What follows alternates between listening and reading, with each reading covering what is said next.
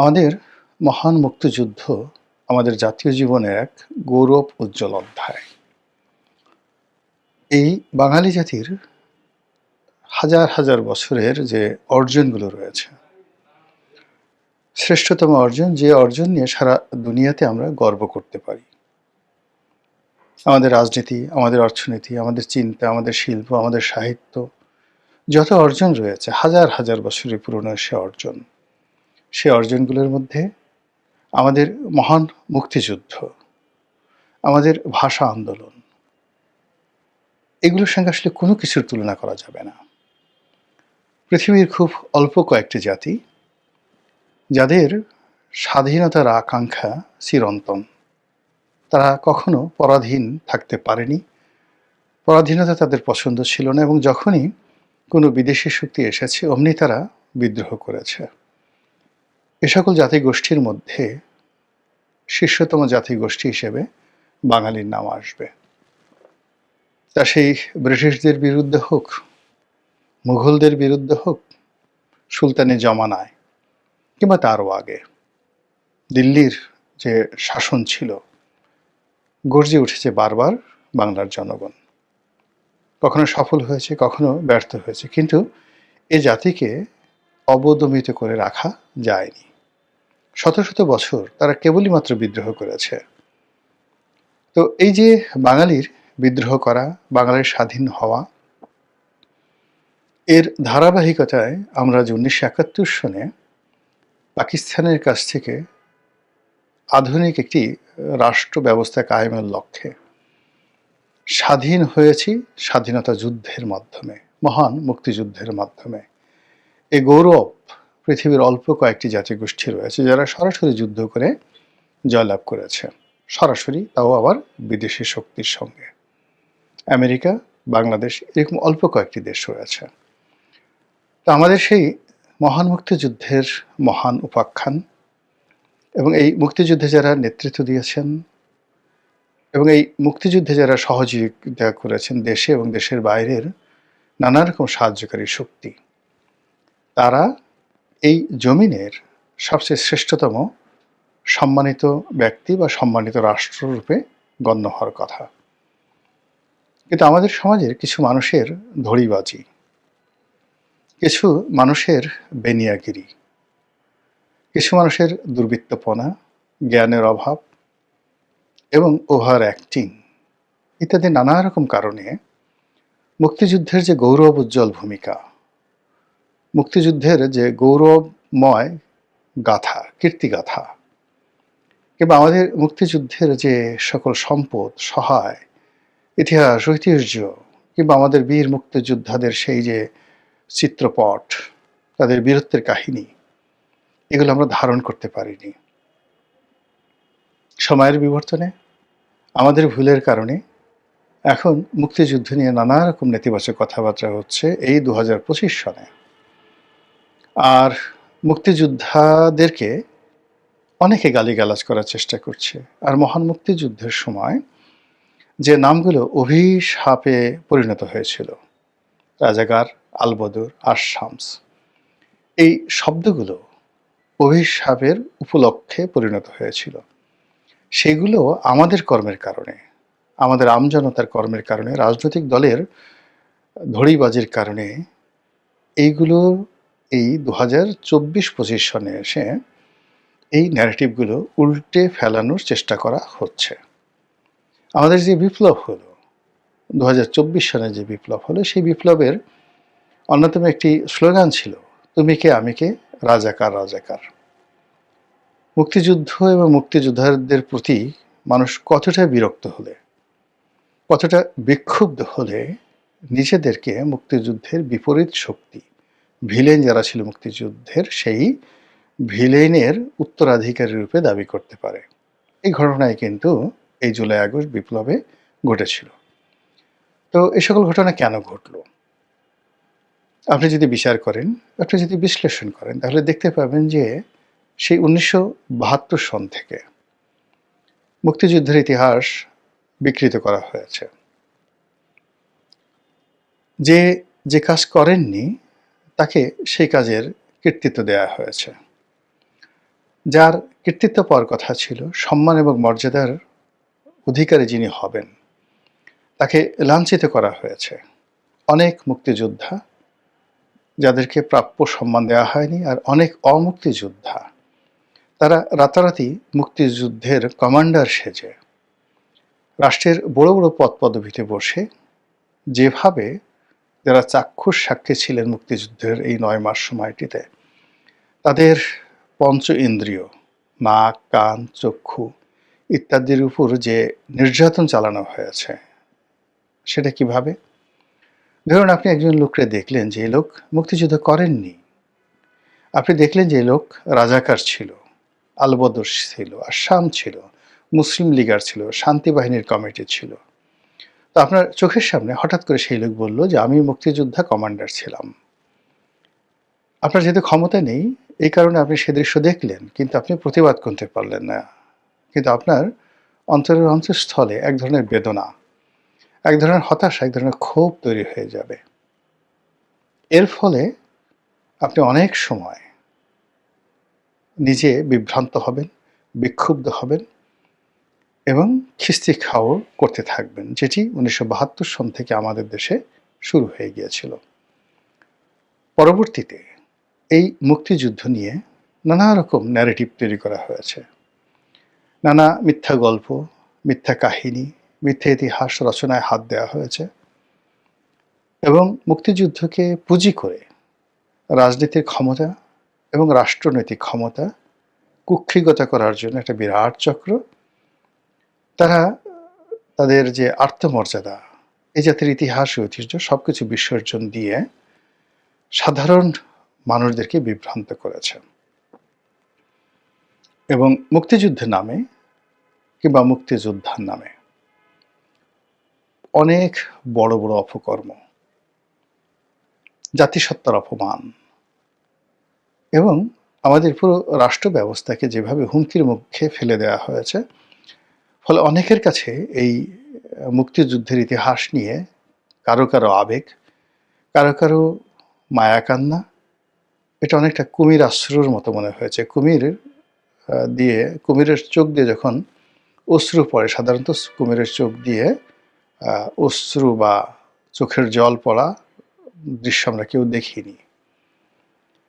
এটা খুবই একটা নিষ্ঠুর প্রাণী, সবসময় পানির মধ্যে থাকে, এর চোখ দিয়ে পানি পড়লো বা না পড়লো পানির সঙ্গে মিশে যায়। এর জন্য এটাকে অনেক সময় কুমির আশ্রু বা কুম্ভীর আশ্রু এটা বলা হয়, কুমিরের চোখে পানি। নিষ্ঠুর একটা ব্যক্তি যখন কান্নার অভিনয় করে, তখন তাকে কুম্ভীরাস্ত্র বা কুমিরাস্ত্র বলা হয়। তো সেই দিক থেকে আমাদের যে মুক্তিযুদ্ধ, সেই মুক্তিযুদ্ধ 1971 থেকে আজ অবধি সত্যিকার অর্থে মুক্তিযুদ্ধের ইতিহাস, ঐতিহ্য, সাহিত্য, সংস্কৃতি, চলচ্চিত্র, গান, নাটক, কবিতা, এগুলো যারা রচনা করেছেন তাদের প্রসঙ্গ আলাদা, এটা একটা ন্যারেটিভ। কিন্তু রাষ্ট্র ক্ষমতা ব্যবহার করে, মুক্তিযুদ্ধ নাম ব্যবহার করে, মুক্তিযোদ্ধাদের নাম ব্যবহার করে আমাদের রাজনৈতিক দলগুলো বিভিন্ন সময় যে তাদের তকদির হাসিল করার চেষ্টা করেছে, তাদের পকেট ভারী করার চেষ্টা করেছে, রাষ্ট্র ক্ষমতা দখল করার চেষ্টা করেছে, মানুষের মধ্যে একটা আবেগ তৈরি করার চেষ্টা করেছে এবং রীতিমতো এটাকে একটা রীতিমতো ব্যবসা বানানোর চেষ্টা করেছে। এর ফলে কি হলো, সাধারণ জনগণ আমাদের দেশের কিছু রাজনৈতিক দলগুলোকে মুক্তিযুদ্ধের ফেরিওয়ালা হিসেবে টিটকারি করে। আর সেই টিটকারির মধ্যে ১ নম্বরে আওয়ামী লীগ। বলা হয় যে আপনি যদি রাজাকার হন বা যত বড় রাজাকার হন, আপনি আওয়ামী লীগে যদি যোগদান করেন, আওয়ামী লীগের মেশিনের মধ্যে ঢোকার সঙ্গে সঙ্গে আপনি মুক্তিযোদ্ধা হয়ে বের হয়ে যাবেন। তো এই যে এই কথাগুলো একসময় প্রয়াত সালাউদ্দিন কাদের চৌধুরী সাহেব বলে গেছেন যে আওয়ামী লীগের একখান যন্ত্র আছে, সেই যন্ত্রের মধ্যে রাজাকার ঢোকার সঙ্গে সঙ্গে সেখানে দিয়ে মুক্তিযোদ্ধা বের হয়। ভালো কথা। এবং একথা আওয়ামী লীগ অন্তঃস্থল থেকে বা বুকে হাত দিয়ে অস্বীকার করতে পারবে না। এর কারণ হলো ইতিহাসের অনেক সন্ধিক্ষণে তারা এই কাজটি করেছে, জেনে হোক, অজেনে হোক, বুঝে হোক, না বুঝে হোক, ইচ্ছায় হোক, অনিচ্ছায় হোক, তারা এই কাজটি করেছে। রাজাকারদের পুনর্বাসন করা, মুসলিম লীগারদেরকে পুনর্বাসন করা, এটা বঙ্গবন্ধুর জামানাতেই হয়েছে। অনেকে এটাকে উদারতা বলার চেষ্টা করছেন, অনেকে মাহাত্ম্য বলার চেষ্টা করছেন, অনেকে এটিকে রিকনসিলিয়েশন বলার চেষ্টা করছেন। কিন্তু বাস্তবতা হলো যে এই কাজগুলো বঙ্গবন্ধু করেছেন বা করতে বাধ্য হয়েছেন দলের মধ্যে বঙ্গবন্ধুর ঘনিষ্ঠ কিছু মানুষের দ্বিচারিতার কারণে। যেমন ধরুন, একজনের নাম করিম, আওয়ামী লীগ করে। করিমের ভাই রহিম বিখ্যাত এবং কুখ্যাত রাজাকার, তাকে ধরা হলো। এখন যিনি আওয়ামী লীগ করেন তিনি সরাসরি বঙ্গবন্ধুর কাছে চলে এলেন, আমার ভাই এটা করেছে ওটা করেছে বলে কান্নাকাটি করে বঙ্গবন্ধুর কাছ থেকে একটা আদেশনামা নিয়ে ভাইকে মুক্ত করে ফেললেন। এরকম শত শত হাজার হাজার ঘটনা ঘটে গেছে। পরবর্তীতে যখন আওয়ামী লীগ সরকারের পতন হলো, এই মুক্তিযুদ্ধকে নিয়ে বিএনপির যারা লোকজন আছে তারাও কম ব্যবসা করেনি। স্বয়ং প্রেসিডেন্ট জিয়াউর রহমান তিনিও মুক্তিযোদ্ধাদেরকে তার দলে ভিড়ানোর প্রাণান্ত চেষ্টা করেছেন এবং তিনি নিজে মুক্তিযোদ্ধা হওয়া সত্ত্বেও তার সরকারে মুসলিম লীগ, আলবদর, আশামস, জামাত থেকে শুরু করে যত ঘরানার লোক আছে সবাইকে তিনি আশ্রয় দিয়েছেন। তো তিনি যতদিন জীবিত ছিলেন ততদিন এটি নিয়ে কোনো সমস্যা ছিল না, কিন্তু তার শহীদ হওয়ার পরে এই দল রাজপথে যখন ছিল তখন এই দলের মধ্যে মুক্তিযোদ্ধা ভার্সেস রাজাকার একটা, যাকে বলা হয় অবারিত মেলামেশার সুযোগ মানে না হয়ে বরং এটা রেষারেষি শুরু হয়েছে। যে সকল মানুষ মুক্তিযুদ্ধ করেছে, যারা করেনি, যারা আওয়ামী লীগ থেকে এসেছে অথবা যারা মুসলিম লীগ থেকে এসেছে, যারা জামাত থেকে এসেছে কিন্তু বিএনপি করে, এটা নিয়ে দলের মধ্যে যে লড়াই সংগ্রাম, সেই লড়াই সংগ্রামের ক্ষেত্রে যারা মুক্তিযোদ্ধা তারা নিজেদেরকে মহত্তম ব্যক্তি প্রমাণ করার জন্য এই মুক্তিযুদ্ধকে নিয়ে অনেকগুলো ন্যারেটিভ বিএনপি তৈরি করে ফেলেছে এবং সেই ন্যারেটিভ বিএনপির পক্ষে আনার জন্য তারা মুক্তিযুদ্ধের যে মূল ইতিহাস, সেই মূল ইতিহাসের শিকড় ধরে টান দিয়েছে। জিয়াউর রহমান সাহেবকে মুক্তিযোদ্ধাদের নেতা বানানোর জন্য, মুক্তিযুদ্ধের ঘোষক বানানোর জন্য, কিংবা মুক্তিযুদ্ধের সময় তিনি নিজেকে প্রেসিডেন্ট হিসেবে ঘোষণা করেছিলেন, তিনি সর্বাধিনায়ক, এই ন্যারেটিভটি তৈরি করার জন্য বিএনপির মধ্যে যে সকল সত্যিকার মুক্তিযোদ্ধা আছে তারা মুক্তিযুদ্ধের নীতি, আদর্শ, ইতিহাস, ঐতিহ্য এবং নিজের বিবেক বুদ্ধির সঙ্গে মুনাফিকি করেছেন।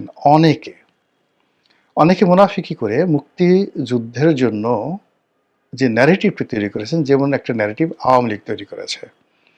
আওয়ামী লীগের ন্যারেটিভ অনুযায়ী মানে শেখ পরিবারের বাইরে কোনো মুক্তিযোদ্ধা থাকতে পারে না, শেখ পরিবারের সার্টিফিকেট ছাড়া কেউ মুক্তিযুদ্ধ হতে পারে না।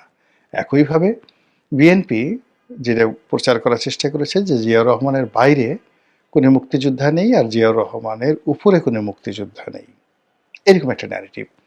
ফলে কি হলো, এই দুই দলের জাতাকলে পড়ে মুক্তিযুদ্ধের যে প্রকৃত ইতিহাস, সেই ইতিহাস রচিত হয়নি। মুক্তিযুদ্ধের যে প্রকৃত সম্মান এবং মর্যাদা, সেটা সংরক্ষিত হয়নি। একজন অন্যজনকে তাদের রাজনৈতিক স্বার্থে মুক্তিযুদ্ধকে নিজেদের হাতিয়ার হিসেবে ব্যবহার করার মানসে তারা প্রতিপক্ষের চরিত্র হনন করেছে এবং মুক্তিযুদ্ধে তাদের যে কর্তৃত্ব এবং তাদের যে কৃতিত্ব, এই জিনিসটিকে অস্বীকার করে একটা অদ্ভুত ইতিহাস তৈরি করেছে যা বাস্তব থেকে অনেক অনেক দূরে, অনেক অনেক দূরে। এই বিতর্ক নিয়ে আমি এখানে কোনো কথা বলবো না। আমি শুধু এখানে বলছি যে রাজনীতির যে ধান্দাবাজি, রাজনীতির যে অসততা, অস্বচ্ছতা এবং সংকীর্ণ মন এবং মানসিকতা, এটি সবাই করে থাকে, বিভিন্ন সময় করে থাকে। বাংলাদেশে এটা হবে, কিন্তু আমাদের একটা জাতীয় ইতিহাস, জাতীয় ঐতিহ্য, মহান মুক্তিযুদ্ধ, সেটাকে এই সংকীর্ণতার মধ্যে রাজনীতির ধান্দাবাজি বা চালবাজির মধ্যে এটিকে আনা আমাদের জন্য একটা বিরাট ক্ষতির কারণ হয়ে দাঁড়িয়েছে। এটি হলো মূল কথা। এবার আসেন জামাত সম্পর্কে। জামাতকে সবসময়ই বিএনপি এবং আওয়ামী লীগ যখনই সুযোগ পেয়েছে তারা ব্যবহার করেছে। ৭১ সনেও জামাতকে ব্যবহার করা হয়েছে। ৭২, ৭৩, ৭৪ বঙ্গবন্ধুর জমানাতে জামাতকে কিন্তু ব্যবহার করা হয়েছে। এখন সেই কথাগুলো যদি আমি বলতে যাই, অনেকে হয়তো বেজার হবেন। কিন্তু বাস্তবতা হলো যে জামাতকে কিভাবে ব্যবহার করা হয়েছে এই কথা যদি বলতে যাই, তাহলে ওআইসির মেম্বারশিপ বঙ্গবন্ধুর জমানাতে, পাকিস্তানের সঙ্গে কূটনৈতিক সম্পর্ক স্থাপনের চেষ্টা এবং জুলফিকার আলী ভুট্টোর বাংলাদেশ ভ্রমণ, এটাকে মূল্যায়ন করলেই আপনি অনেক কিছু পেয়ে যাবেন। আবার জিয়াউর রহমান সাহেবও তার রাজনীতির যে শুরুটি, সেটি জামাতের হাত ধরে তিনি করেছেন। ওই সময়টাতে মুসলিম লীগ এবং জামাত ছাড়া জিয়াউর রহমান সাহেবের কোনো বন্ধু ছিল না। ধীরে ধীরে তার অনেক বন্ধু হয়েছে, কিন্তু তার প্রাথমিক বন্ধু ছিল জামাত এবং মুসলিম লীগ। তো সেই ক্ষেত্রে জিয়াউর রহমান সাহেব জামাতকে ব্যবহার করেছেন, এরশাদও ব্যবহার করেছেন, 111-এর মঈনুদ্দিন ফখরুদ্দিন ব্যবহার করেছেন। তারা সবাই জামাতকে ব্যবহার করেছেন, তাদের অর্থ, তাদের বুদ্ধি, তাদের নেম ফেম সব কিছু ব্যবহার করেছেন। আর সময় মতো তুই রাজাকার, তুই আলবদর, তুই আর শামস, এই কথা বলে তাদেরকে কদর্যভাবে, উলঙ্গভাবে তাদেরকে ছুঁড়ে ফেলে দিয়েছেন অতীতের সবাই। যখন তাদের প্রয়োজন, তখন জামাতের চেয়ে সৎ কোনো দল নেই, জামাতের চেয়ে ভালো কেউ নেই। আর যখন তাদের প্রয়োজন শেষ, তখনই তারা ধর্ষণকারী, তারা মুক্তিযুদ্ধ বিরোধিতা করে, এবং তাদের সঙ্গে মুক্তিযুদ্ধের কোনো সম্পর্ক নেই। ফলে জামাত 1971 থেকে আজ অবধি, মানে তাদের জীবনে যদি সবচেয়ে একটা সুন্দরতম সময় আসে, আনন্দ ঘন সময়, সবচেয়ে মধুরতম সময়। ধরুন একজন জামাত নেতার একটি সন্তান পৃথিবীতে ভূমিষ্ঠ হয়েছে, বা কোনো একটা জামাত নেতা আজকে বিয়ে করতে যাচ্ছেন, ঠিক বাসর ঘরে যাবেন, এরকম একটা উত্তেজনাকর মুহূর্ত। ঠিক এইরকম, বা তিনি খাবার টেবিলে বসছেন, তার প্রিয়তম একজন বন্ধু বা বান্ধবীকে নিয়ে তিনি সবচেয়ে ভালো খাবার খাবেন, বসেছেন ছেলে মেয়ে পরিবার পরিজন সহকারে। ঠিক ওই সময়টাতে তাকে যদি আহত করতে হয়, তাহলে তুই রাজাকার, তুই আলবদর, তুই আসাম, স্বাধীনতা বিরোধী, এই গালিটি যদি তার সামনে উচ্চারণ করা হয় বা তার সামনে লিখে মানে প্রদর্শন করা হয়, তার ঘুম হারাম হয়ে যাবে, জিনা হারাম হয়ে যাবে।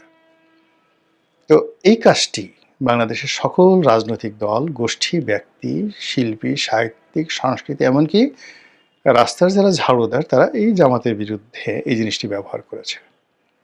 যেহেতু এবারের যে 24-এর গণ আন্দোলন, গণ অভ্যুত্থান, যে যাই বলুক না কেন, এটির মাস্টার মাইন্ড জামাত। এই পুরো জিনিসটি ঘটিয়েছে জামাত, এবং গত 17 মাসে যেভাবেই হোক না কেন সরকারের উপর, প্রশাসনের উপর, রাষ্ট্রের উপরে জামাতের যে একছত্র আধিপত্য, এটি এখন পর্যন্ত, আজকের দিন পর্যন্ত বহাল আছে।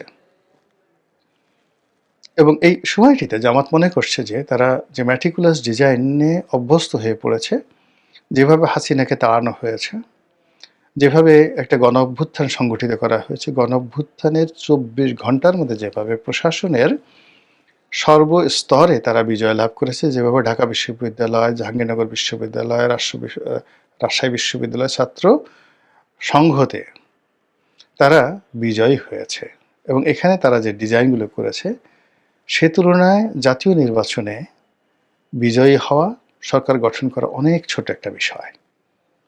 এটা জামাত মনে করে এবং বিশ্বাস করে, এবং সেই অনুযায়ী জামাত চেষ্টা চালিয়ে যাচ্ছে। এবং জামাত যে চেষ্টা চালিয়ে যাচ্ছে, সেটা জামাতের যারা প্রতিপক্ষ, বিএনপি, আওয়ামী লীগ, জাতীয় পার্টি, এখন পর্যন্ত আন্দাজই করতে পারছে না। This is reality. বিএনপি খুব খুশি তারেক রহমান সাহেব আসছে, 300 সিটই তারা পাবেন। তারপর আওয়ামী লীগ অনেক খুশি যে তারা বিদেশে বসে নরেন্দ্র মোদী দাদার হাত ধরে তারা এমন একটা সুন্দর সময় আছেন যে জামাতের বাপের সাধ্য নাই একটা সিট পাওয়ার। এরকম নানা রকম কল্পকাহিনী। কিন্তু জামাত যে কাজগুলো করছে, আপনি সেটি বুঝতে পারবেন যে জামাত একেবারে রাজনৈতিক দলগুলোর যে অহংকার, যে হাতিয়ার, মূল হাতিয়ার মুক্তিযুদ্ধ, ওই জায়গাটাতে জামাত হাত দিয়েছে। প্রথমে মুক্তিযুদ্ধকে অপমান করেছে, পাকিস্তানের জমানাটাকে তারা বৈধ করেছে, পাকিস্তানকে বাংলাদেশের জন্য অপরিহার্য বন্ধু রাষ্ট্র হিসেবে তারা প্রমাণ করে ফেলেছে। ইসলাম এদেশে রাষ্ট্র ধর্ম হবে, এটা অনেক আগেই স্বীকৃত এবং ইসলামের ভিত্তিতে একটা রাষ্ট্র পরিচালনা হবে। এখন তারা সেটা প্রচার করছে গত ১৭ মাস ধরে এবং একটা খিলাফত হবে, এমিরেটস হবে, মেয়েরা হিজাব পরবে, তারপরে যাকে বলা হয় আর অনেক কিছু। এই জিনিসগুলো তারা বলে ফেলেছে। ইটস এ ওপেন সিক্রেট এবং জামাত ক্ষমতায় আসলে কি করবে এটারও মহড়া গত ১৭ মাসে তারা দেওয়ার পরেও জামাতের একটা পশম স্পর্শ করার ক্ষমতা রাজনৈতিক দলের হয়নি। ইট মিনস জামাত সে তার যে আইডিওলজি, তার যে চিন্তা চেতনা, তার যে কর্ম, তার যে ম্যাটিকুলাস ডিজাইন টু মানে যাকে বলে উইন ইন দ্য ইলেকশন, এই ব্যাপারে তারা এখনও শতভাগ দৃঢ়তা রাখে। আমরা যে আমরা যে সকল প্রাক মূল্যায়ন করছি, জরিপ করছি, এটা আমাদের সান্ত্বনার জন্য, কিন্তু জামাতের কৌশলটা আমরা এখন পর্যন্ত আন্দাজ করতে পারছি না। সর্বশেষ তারা কর্নেল ওলির মতো এমিনেন্ট যাকে বলা হয় মুক্তিযোদ্ধা, মেজর আক্তারের মতো একজন মুক্তিযোদ্ধা, এরকম আরও অনেককে তাদের দলে ভিড়িয়ে ফেলেছে। এবং আপনারা দেখবেন যে এই নির্বাচনের তফসিল যদি পেছায়, তাহলে বিএনপির অনেক নেতা যারা মনোনয়ন বঞ্চিত হয়েছেন কিংবা যারা স্বতন্ত্র দাঁড়িয়েছেন, তারা অনেকে জামাতের প্রার্থী হবেন।